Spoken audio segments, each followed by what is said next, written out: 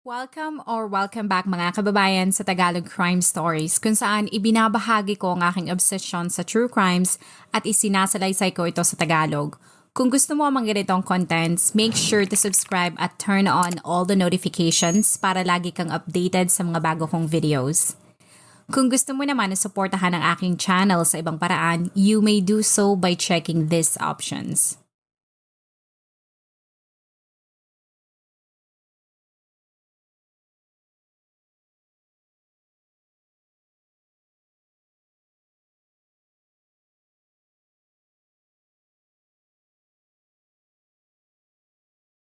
Sa dami ng issue ngayon sa bansa tulad ng korupsyon sa flood control projects at ang sikat ngayon na Molinido Slay case, ang iba ay nakakaramdam na ng takot para sa kanilang sarili at kanilang pamilya.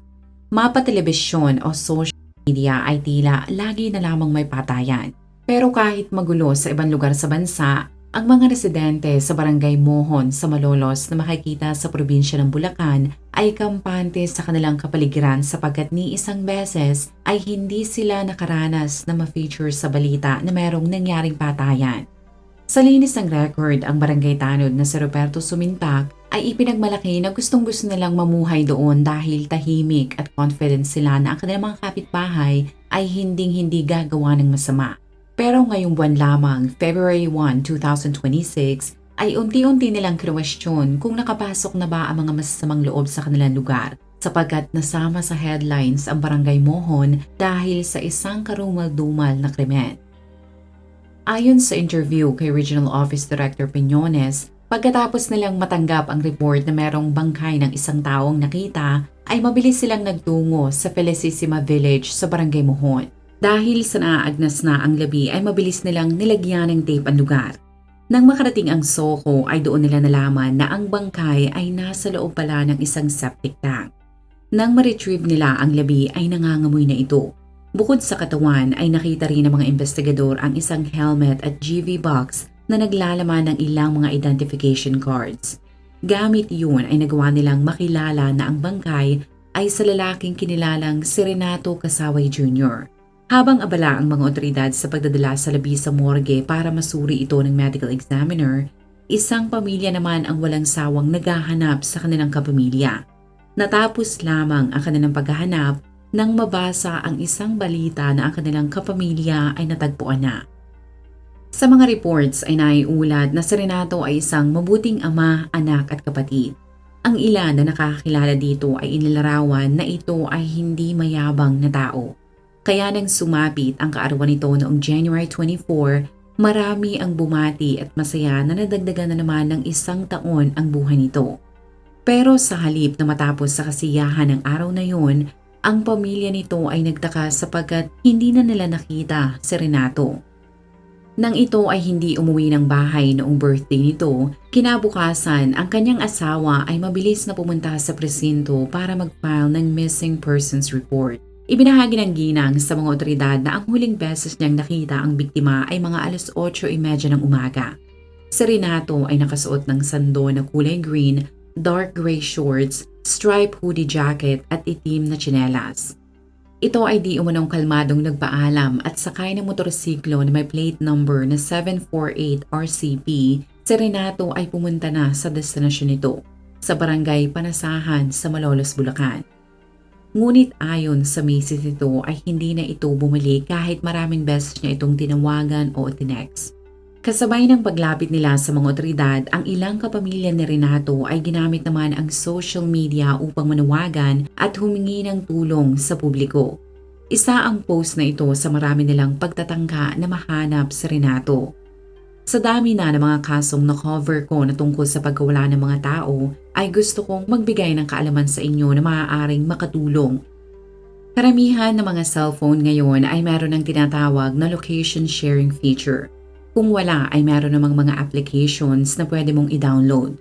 Kung i-enable mo ang feature na yan ay pwede mong i-share ang lokasyon mo palagi sa mga taong pinagkakatiwalaan mo. Personally, ang ginagamit ko ay ang app na tinatawag na Live 360. Ako ay hindi binayaran para i-endorse ang app na yan. Ngunit ang pag-share ng aking lokasyon sa aking pamilya ay isang paraan para mapakalma sila kung ako ba ay nakauwi o hindi. May ilang beses na ring nakatulong ang nasabing app na yan para maresolba ang pagkawala ng ilang mga tao sa Amerika. Pero sa kadahilanan na walang app at hindi naka-enable ang feature niyan sa cellphone ni Renato, ang mga otoridad ay nahirapan na makahanap ng clue sa huling lugar na pinuntahan nito. Ang pagpunta nila sa barangay Panasahan ay naging dead end rin. Kaya sa loob ng ilang araw ay natenga ang missing persons case. Ang ilan ay naghinala na kahit madalas ilarawan si Renato na mapait at walang kayabang-yabang sa katawan, ay hindi nila maiwasang mag-isip na baka naman ay meron itong nasagasaan na isang tao. Pero talagang nanindigan ang asawa nito na wala siyang kaalam-alam na personalidad na kayang pumatay dito. Sa kalagitnaan ng paghahanap dito, isang pangalan ang lumutang: Paul Mauricio. Kung ikaw ay taga Bulacan ay marahil kilalang kilala mo ang personalidad na yan sapagkat noong nakaraang taon, ang governor ng Bulacan ay idineklara itong persona non grata. Dahil sa di umunoy ang social media post nito ay nakakasira at nakakabastos sa fiesta ng kanilang probinsya. Ngunit para sa kampo naman ni Mauricio, ang governor at ibang government official sa Bulacan ay gusto lamang siyang patahimikin at pigilan para hindi niya magawa ang kanyang trabaho bilang isang journalist na i-expose ang katiwalian at korupsyon ng mga ito. Sa report ay lumalabas pala na noong March 2025, ang walang takot na journalist ay sinampahan ng patong-patong na mga kaso ang governor sa Office of the Ombudsman. Nang mawala si Renato, ang pangalan ni Mauricio ay lumutang na naman sapagkat di umano'y ito ay may kinalaman sa pagkawala nito. Pero ang kampo ng journalist ay tinawanan lamang ang pagsangkot sa kanya dahil una ay hindi niya personal na kilala si Renato. Ang pangalawa ay naniniwala siya na ang mapaningirang chismis ay isa na namang taktika ng kampo ng gobernador para masira ang kanyang reputasyon. Sa loob ng ilang araw ay pilit na idinawid ang pangalan ni Mauricio. Ngunit ang ilan naman ay naniniwala na walang kinalaman ang journalist. Sa halip para sa kanila ay maaaring may kinalaman ang trabaho ng 46 na taong gulang na si Renato sa kanyang pagkawala. Lumalabas pala na ito ay isang pulis. Sa totoo nga ay nang ito ay mawala, si Renato ay isang police staff sergeant at kasalukuyan itong naglilingkod sa Philippine Drug Enforcement Group. Sa kadahilanan na talamak ang mga kaso ngayon tungkol sa droga, tapos sabayan mo pa ng mga napapabalitang tiwaling mga opisyal sa linya ng kapulisan, ang mga tao ay hindi na nagtaka at kinwestiyon ang pagkatao ni Renato. Bagamat hindi nagpaunlak ng anumang interview ang pamilya nito, ang ilang mga kapitbahay ni Renato ay ipinagtanggol at sinabi na imposible na ito ay isang tiwaling pulis sapagkat ni isang beses ay hindi nila ito nakitaan na nagtaas ng boses. Nagpatotoo rin sila na wala talaga itong kayabangan sa katawan kumpara sa ibang mga pulis. Kaya ang iba ay sinabi na kung maganda ang reputasyon nito ay naghinala sila na baka meron itong natuklasan na hindi nito dapat makita. Kaya maaaring ito ay pinatahimik. Bagamat marami ang mga nagsulputang teorya sa maaaring nangyari dito, ay hindi naman nagpa-apekto ang mga kapamilya nito. Sa halip ay nag-focus sila sa paghahanap dito. Ngunit noong January 31, ang mga otoridad ay isinara ang missing persons case at nagbukas sa mga ito ng homicide case. Nang matapos ang autopsy sa bangkay ni Renato ay kinumpirma ng mga otoridad na ang ikinamatay nito ay ang mga gunshot wounds sa ulo. Sa report na ito ay nalaman ng publiko na ang naaagnas na nitong labi ay na-recover sa septic tank na ito bandang 1:00 na ng umaga. Sa footage naman na ito ay makikita mo ang paghuhukay sa septic tank kung saan ito ibinaon. Ang reporter na ito ay itinuro na ang lokasyon ng septic tank ay natatakluban ng mga nagtataasang mga puno. Kaya talagang mahirap na makita kung meron na bang ginagawang kababalaghan sa bakuran. Sa report na inilabas ng mga otoridad noong 5:00 ng hapon noong January 31, mabilis nilang naaresto ang 4 na mga sospek dahil na rin sa paglutang ng isang witness na nakasaksi sa pagpatay kay Renato. Ayon dito, nang dumating ang biktima sa village ay binaril ito ni Julian Salamat. Ang rason ng sospek kaya nito binaril ang biktima ay dahil sa di umunoy sa joke na sinabi ni Renato na hindi nagustuhan ni Salamat. Ito ay di umunay nanliit at nakaramdam ng kahiyan dahil sinabi ni Renato ang joke sa harap ng maraming tao. Nang patay na ang sarhento ay doon na itinapon ng salarin ang bangkay sa septic tank. Ang mga otoridad ay kaagad kumilos at naaresto nila ang dalawang mga sospek. Pero si Salamat at iba pang mga kasabwat ay tinutugis pa rin. Bagamat unti-unti nang nagkakaroon ng linaw sa nangyari kay Renato, ang misis nito ay nanatiling pribado. Ngunit ang ilan sa kapamilya nito ay hindi naman napigilan ang kanilang sarili na mag-post sa social media. Sa post na ito ay makikita mo na masakit para sa kapamilya ni Renato na pagkatapos ng halos 2 dekada na paglilingkod nito bilang pulis ay ganun-ganun na lamang matatapos ang buhay ng kanilang kaanak. Maraming mga tao ang nagbigay ng mensahe ng pakikiramay. Sa kadahilanan na naaagnas na ang bangkay ni Renato, ang misis nito ay piniling ipakremate ang kanyang labi. Sa footage na ito ay makikita mo ang emosyonal na pagsalubong sa abo ng sarhento.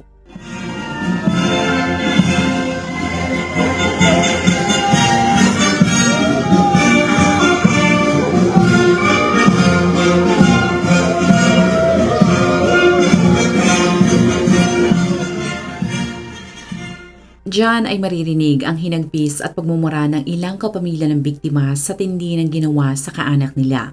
Wala ka! Hindi man lang natin tayo! Wala ka!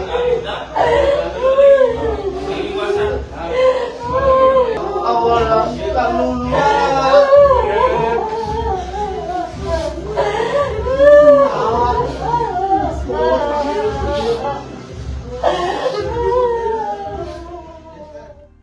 Nang kumalat ang balita ay nagsulputan ang mga taong nagpatotoo kung gaano kabait na pulis at tao si Renato. Hindi lamang ito nagbigay ng tulong na pinansyal, ngunit ito ay ang tipo ng pulis na handa ring makinig sa pinagdadaanan ng isang tao. Habang pinoproseso ng pamilyang kasaway ang nangyari sa biktima, ang DILG naman ay nagsagawa ng press briefing noong February 3 lamang. Doon ay nabunyag na sa 4 na mga taong naaresto na nila, isa sa mga ito ay pulis pala. Lumalabas din na ang unang impormasyon na sinabi ng witness ay walang katotohanan.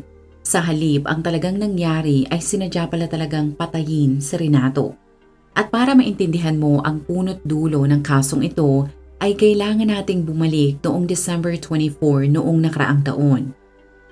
Sa isang operasyon ng mga otoridad ay nakasamsam si Renato ng 50 grams ng droga. Salamat sa kanilang asset na si Julian o Julian ay nagawa rin nilang maaresto ang ilang kalalakihan na sangkot sa drug operation. Pero lingid sa kaalaman ng sarhento, isa sa kanilang nadakip ay tauhan pala ni Salamat. Bagamat kasama sa nasabing operasyon ng asset nitong si Salamat, ang hindi niya alam ay double-cross agent pala ito. Sa madaling salita, ito ay nakikipagtulungan sa parehong durugista at mga pulis at meron din itong lihim na maliit na drug operation. Kung sino ang kakampihan nito ay nakadepende kung kanino siya mas makikinabang. At noong December 24 ay napagtanto nito na magiging problema sa kanilang operasyon si Renato. Maaaring inisip ni Salamat na baka maamoy nito na siya ay may lihim din na drug operation. At kung madiskubre yun ni Renato ay sigurado siyang ikakanta at magsusumbong ito sa mga otoridad sapagkat isang malinis at tuwid na pulis si Renato. Sa sinumpaang salaysay ng 2 sospek na nahuli ng mga otoridad, noong nakaraang taon pa pala pinagpaplanuhan ni Salamat ang pagdispatcha kay Renato. Ngunit upang hindi ito makahalata ay ipinagpatuloy nito ang pakikipagtulungan sa sarhento bilang isang asset. Hanggang napagtanto nitong tuluyan ang idispatcha ang balakid sa kanyang drug operation noong January 24, ang petsa ng kaarawan ni Renato. Pero lalong nadismaya ang mga tao sa kredibilidad ng mga otoridad nang mabunyag na kahit umami na ang witness sa isang pulis na ibigay na nito ang pangalan ng mga sospek at kasabot nito, si Police Corporal Vivencio Abalos na parte ng Malolos Police ay hindi inaresto sina Salamat at ilang kasabot nito na naging rason kung bakit nagawa ng mga itong makalaya at makapagtago. Dahil sa ginawa nito, ang PNP ay sinampahan na rin ng kasong accessory to the crime si Abalos at isa ito sa 4 na suspect na nakakulong ngayon. Sa press conference ay nag-alok ng pabuyang 1,000,000 piso ang DILG para mabilis na mahuli ang mga salarin. Pero sa halip na matuwa, ang ilan ay napansin ang mukha ng isang opisyal sa likod nang i-anunsyo ang halaga ng pabuya. The DILG is putting a 1 million peso price tag on the head on the arrest, on information leading to the arrest of Mon Salamat. Ang bawat pinapatay po, ang bawat buhay po ng pulis ay mahalaga sa amin. Hindi ho namin Ang iba hindi tuloy mapigilan na maghinala na baka gagawa na naman ng kwento ang mga otoridad para lamang maisara ang kaso upang makuha ang reward money. Kahit ano pa ang gusto mong isipin sa reaksyon ng opisyal na yan, ang mga tao ay mabilis na nakalimot nang ibinahagi na Rimulya sa publiko ang CCTV footage kung kailan makikita ang huling pagkakataon na buhay ang biktima. Sa kuhang ito ay nahagip na ang biktima ay dumating sa compound na ito sa Barangay Mohon. Bagamat kaarawan niya, si Renato ay pumayag na makipagkita sa kanyang asset na si Salamat. Ang sarhento ay hindi na nahagip nang pumunta sa bahaging ito.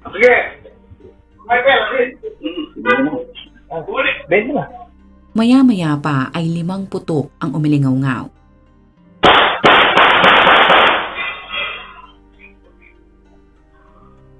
Sa dami ng putok ay siguradong dead on the spot ang biktima.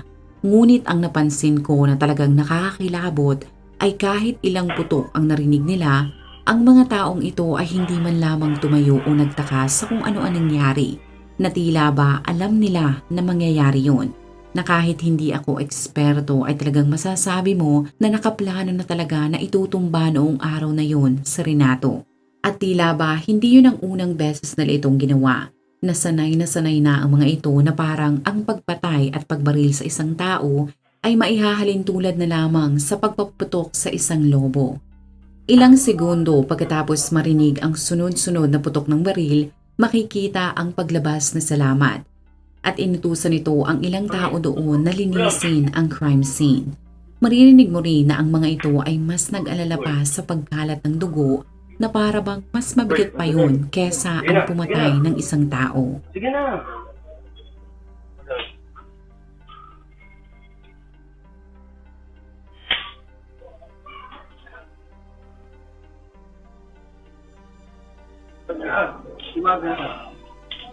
Ulang. Ulam. Yun. Motik. Pare ko. Nanti ulam. Sige na, tutuloy yung dugo, pare. Tutuloy yung dugo. Kalaunan ay nagawa ng mga itong mabuhat at madala sa septic tank ang bangkay ng biktima, kung saan ay isinemento nila ito kasama ang ilang mga gamit ni Renato.